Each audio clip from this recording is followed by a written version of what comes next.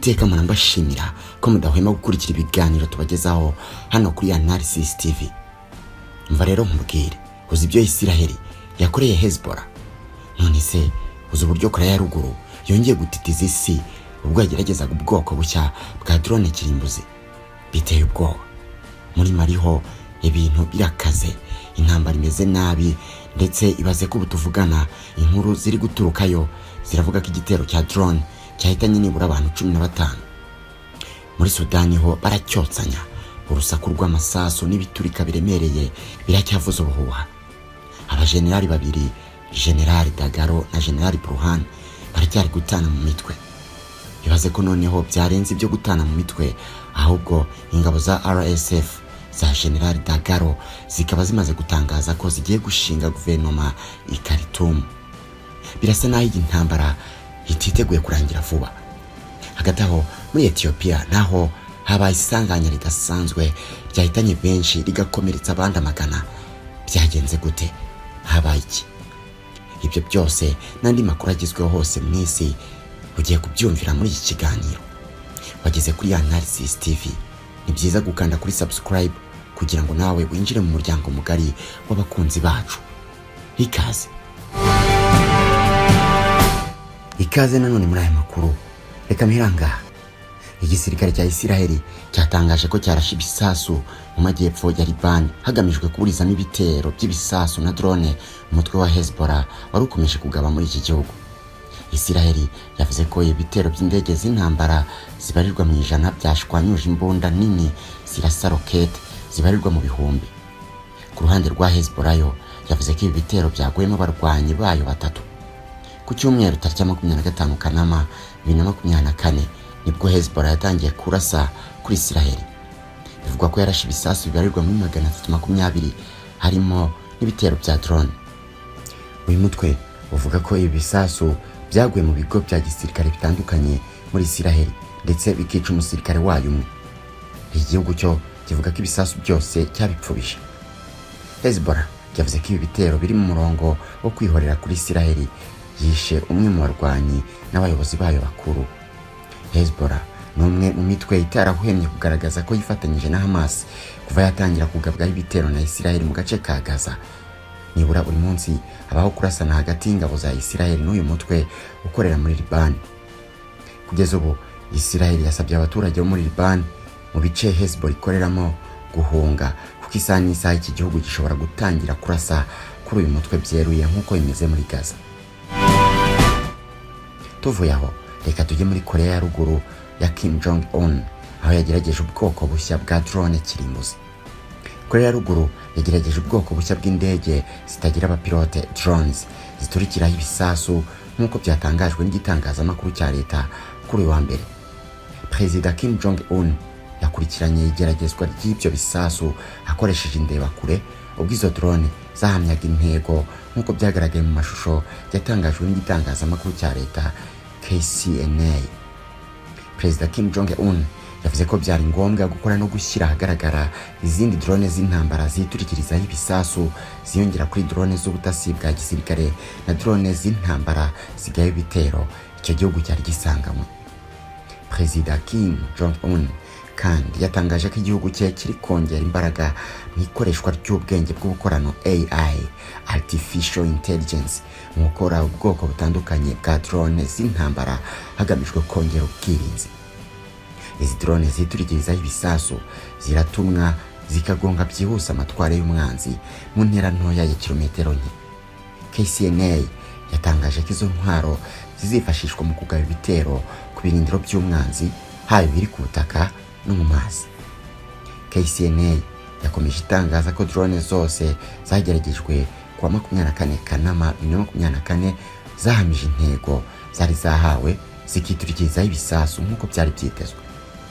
Abasesenguzi batandukanye bavuze ko izo drone zageragejwe na Korea ya ruguru zisa n'izakozwe na Isiraheli za Harop na Hero 30 ndetse n'izakozwe n'Uburusiya za Lancet 3S. Bivugwa ko ikoranabuhanga ryazo ryaba ryaravuye mu Burusiya nabwo uvugwa ko bwarikuye kuri Iran. Izo drone ziturikirizaho ibisasu ziri mu bwoko bumwe n'iza Harop zishobora kuguruka ku ntera ya kilometero zirenga 1000. Reka tuvaho noneho tugaruka hano muri Afurika ku nkuru y'akababaro ivuga ko igitero cya drone cyahitanye nibura 15 muri Mali. Nibura abantu 15 barimo abana biciye mu bitero bya drone mu majyaruguru ya Mali, ahakomeje imirwano hagati y'ingabo za leta zishyigikiwe n'abacancuro b'Abarusiya n'imitwe y'inyeshyamba z'abajihadiste bashaka kwitandukanya na Mali. Izo nyeshyamba zirashinja ingabo za leta n'abacancuro ba Wagner kugaba ibitero bya drone mu gace ka Tinzaouten kari hafi y'umupaka wa Nigeria. Zo zivuga ko abapfuye bose hari 21 barimo abana 11. Mohamed El Murud Ramadan, umuvugizi w'izi nyeshyamba, yavuze ko ibyo bitero byatangiye byibasira farumasi nyuma hakurikiraho no kurasa ku baturage. Avugana n'ibiro ntaramakuru by'Ubufaransa AFP, umunyamakuru wo muri ako gace wiyemeje ko amaze gupfa ari 15. Hashize imyaka 8 Mali ihanganye n'imitwe yifuza kwitandukanya nayo. Iyo mitwe imaze kwigarura uduce twinshi tw'igihugu. Ubutegetsi bwa gisirikare buyobowe na Colonel Assimi Goïta bwagiyeho nyuma yo guhirika ubutegetsi muri 2020, buvuga ko bufite intego yo kwigarura uduce twose turi mu maboko y'inyeshyamba. Leta ishinze izo nyeshyamba gukorana n'imitwe y'iterabwoba irimo Al-Qaeda na leta ya Kisilamu.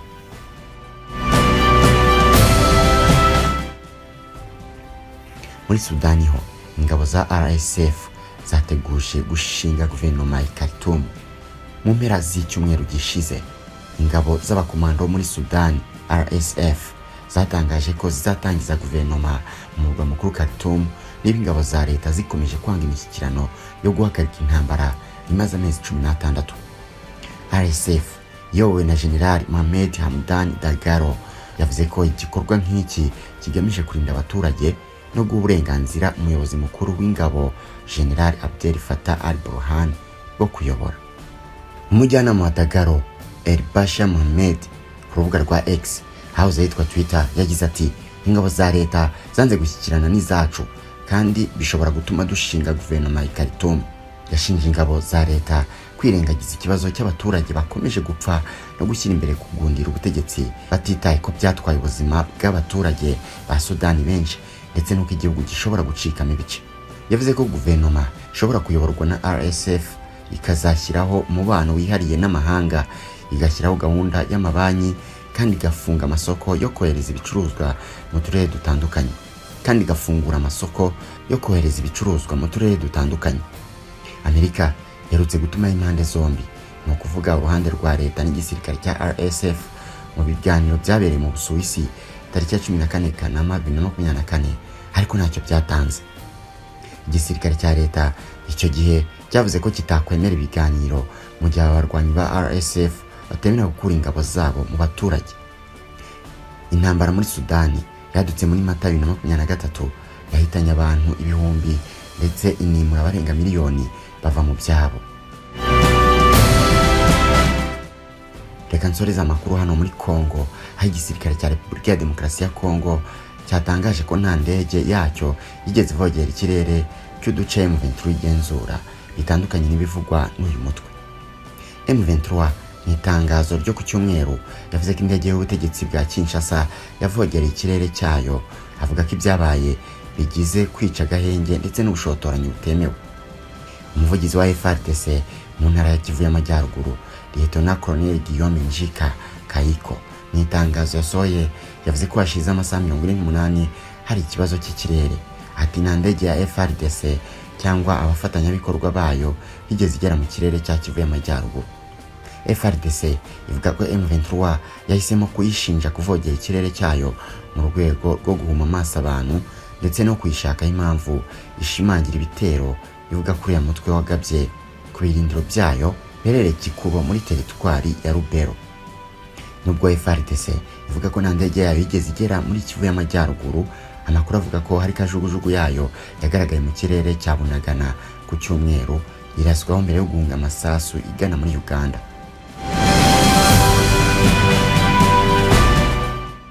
Ngayo nguko ngayo makuru yaragezweho hirya no hino ku isi.